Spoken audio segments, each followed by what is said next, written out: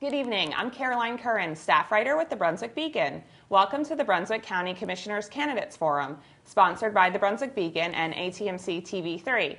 The 2012 primary election will be Tuesday, May 8th, and early voting begins April 18th. We're joined today by 5 candidates for county commissioners, 2 from District 5 and 3 in District 3. Please welcome Don Yowzy and Frank Williams.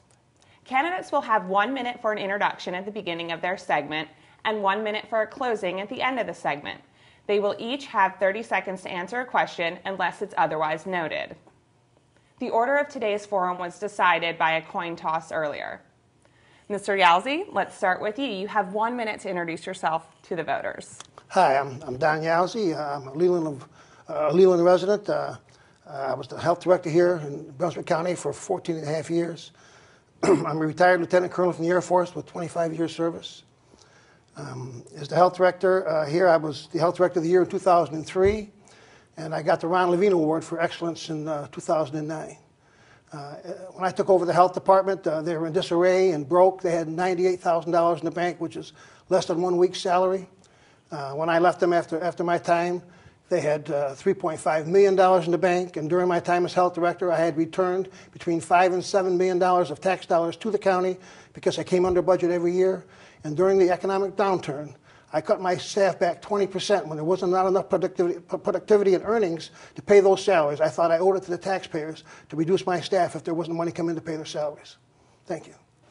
Thank you, Mr. Yowzy. Mr. Williams. Thank you, Caroline. I'd like to first start by thanking the Brunswick Beacon and ATMC for hosting this, and I'd like to thank you for moderating it. And I'd also like to thank those people who are at home tuning in. I believe that local government is truly where the rubber meets the road in a free society, and far too few people pay attention to local races like this. But races like county commissioner, city council, and other such local races impact your day-to-day life more than races in Washington, D.C. and in Raleigh. So I thank everybody at home for tuning in. I appreciate your attention today, and I hope to earn your vote. I'm Frank Williams. Thank you, gentlemen. Our first question today comes from a Beacon reader via Facebook, and it's about term limits.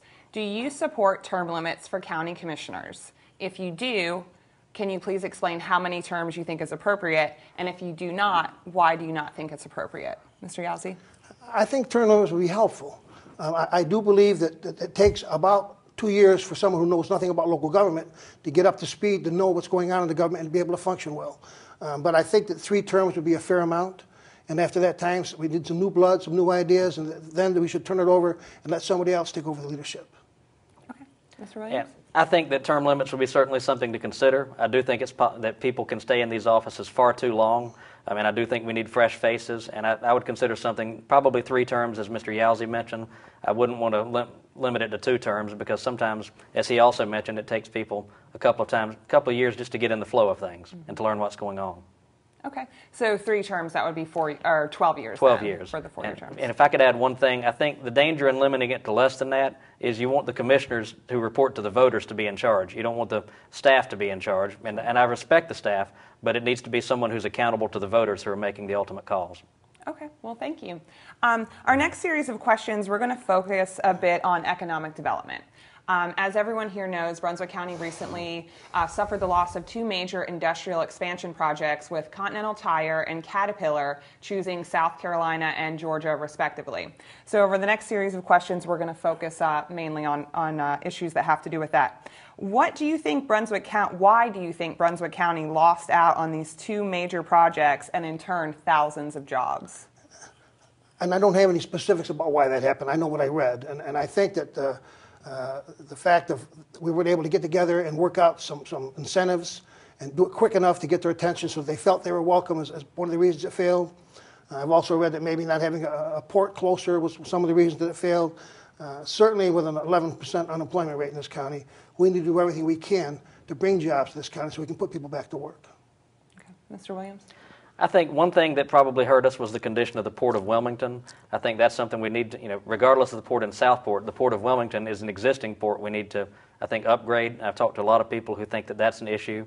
I think another thing that goes against our entire state is our corporate tax rate, and that's at the state level. It's not a county issue, but I think it certainly, it hangs around the necks of our county's economic developers when they're having to deal with the fact that South Carolina, right across the border, has so much lower taxes and does a good job of recruiting people. Third thing we've got to do is take politics out of the process. Okay. And Mr. Yalzi touched on it briefly, but economic incentives, whether that comes in the form of cash up front or whether that comes in the form of a tax break or breaks on utilities, do you support economic incentives to bring development here?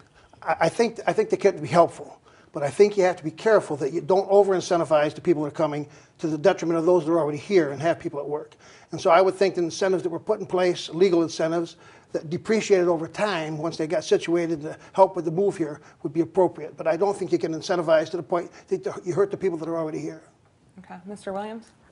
As far as the state's incentives, I'm not going to get into what the state does. At the county level, what I would support are basically performance-based rebates where if a company invests capital and creates jobs, they get a rebate on the taxes they paid in.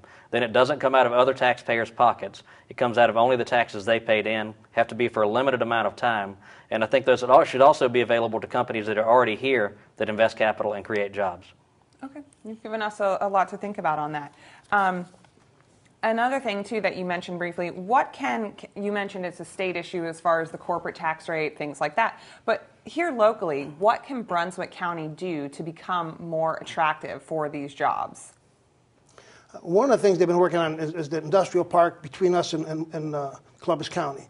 And I think having good infrastructure, a place for them to come that makes the move easy, limits their cost, and it just makes it a smooth transition for them is important. And so I think we need to stay along those lines and continue to do those things. Okay. I think we've got to be an easy place to do business. Whatever regulations we have to be clear, predictable, easy to understand, and people need to be able to get a straight answer when they're dealing with the county. And I think infrastructure, and Interstate 140 to me is the top infrastructure priority, because if we're going to have that, the logistics park, as Don mentioned, then vehicles have got to have an easy way to get to and from that and not get caught up in Wilmington's traffic. Okay. You mentioned the jobless numbers earlier, Mr. Yalzi. Here in Brunswick County, we've reached a 3-month low on first-time unemployment claims coming through the office, but the rate is still the February rate was 12.2%.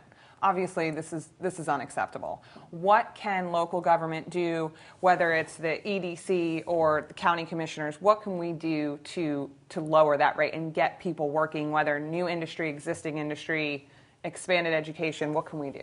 And I think there are limits in what government can do to interfere with business. In fact, there are some who argue that government shouldn't be involved in business. We should not get our hands in too much. We interfere with it and it causes problems.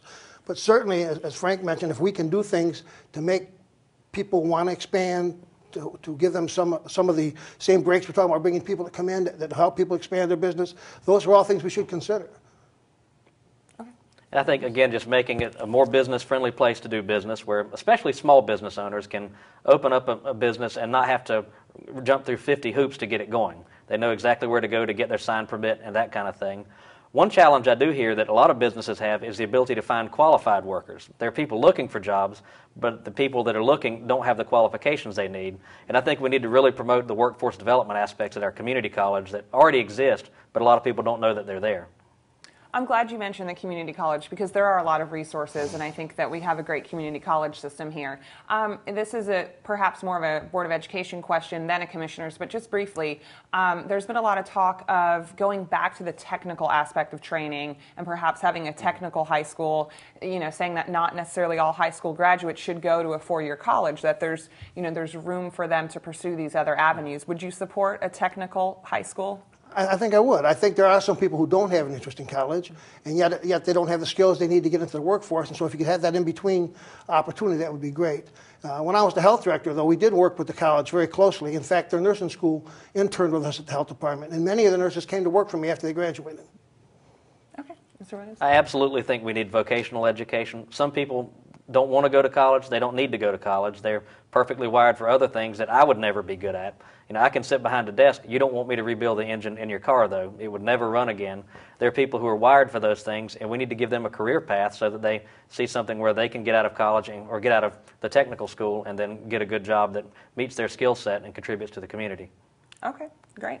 And for this question, we realize there are a lot of variables here, a lot of what ifs at the state level, but we're really looking for a yes or no on this about the proposed international terminal, large-scale port in Southport. Would you support it? I know it's not the answer you want. To give an I think the jury's still out on that. I don't know how you can give an answer when you don't have all the data. There are people who don't even want to do studies. You have to do studies. Certainly the studies sound like a lot of money, but building $1 billion port and then not be in the right place or not bringing the money it needs to bring in is a very dangerous thing. So the studies need to be done, and then we need to make that decision once we've completed good studies that tell us either it should be here or shouldn't be here and how big it should be. So you're at least committing to moving forward with the studies, Oh, whether absolutely. feasibility, economic impact. Absolutely. Okay. All right, Mr. Williams? And I think a lot of those studies are already in the works at this point. With me, any expenditure that big, I have to be sold that it is a good idea before I can support it, not the other way around. And I think, as Don mentioned, the jury is still out on a lot of those. That I have not been effectively convinced that we're going to get a return on our investment there, that it's going to have the economic impact that people think. But I'm willing to listen, and if people can show me that it will, then I'm open to consider it, but not until I've been convinced about those things, and also that we're going to have the infrastructure we need to support it, which is not there right now. And you know the economic... Thanks for staying with us. Again, I'm Caroline Curran, staff writer with the Brunswick Beacon. We're now joined by candidates from District 3. Please welcome Joe Agavino, Pat Sykes, and Wantana Frank. Thank you all for being here. Thank you. We're going to start out tonight with 1 minute each to introduce yourself to the voters. Mr. Agavino? Thank you. Hi, I'm Dr. Joe Agavino, and I first came to Brunswick County in 1994. Been here since then. I am a PhD psychologist, and I am on the board of Dozier Hospital. I volunteered in the community with a number of agencies, the 4th of July Committee. I'm really made the choice to come to Brunswick. It is a fantastic place to live, work, and play, and I would just like to make it a little bit better. Thank you very much. Thank you. Ms. Sykes? I'm Pat Sykes. I'm from Southport, North Carolina, and I was born in Southport. I'm a Brunswick County native. I lived here all my life. I have a small welding business. I have one son and a daughter-in-law and a grandson. I'm retired from the federal government with 32 years. I have 4 years of local government and 2 years with the local schools. I want to thank Brunswick Beacon and ATMC for allowing us to come so you can learn more about the candidates. And it's been an honor and a privilege just to run and represent the citizens. Thank you. Ms. Frank? Yes, my name is Wantana Gardner Frank, your candidate for County Commissioner 3, District 3. Raised here in Brunswick County. I'm a Brunswick County native. Graduate of South Brunswick High School, class of '89, and a proud graduate of Brunswick Community College. As a former Board of Alderman, I bring experience. I'm in the municipality department. I think my experience as alderman would definitely help me with my duties as county commissioner.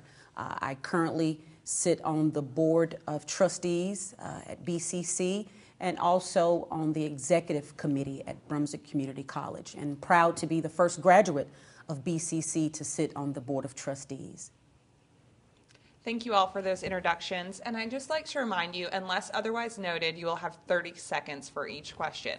Our first question tonight comes from a Brunswick Beacon reader via Facebook.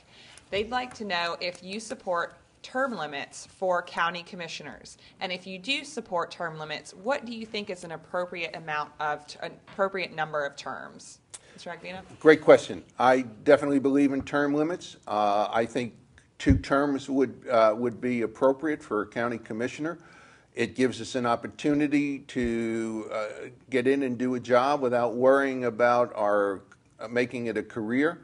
The county should be run by its citizens. This gives an opportunity for more citizens to participate in good government. So yes, I am for term limits, and 2 terms would be definitely sufficient to get the job done. Thank you.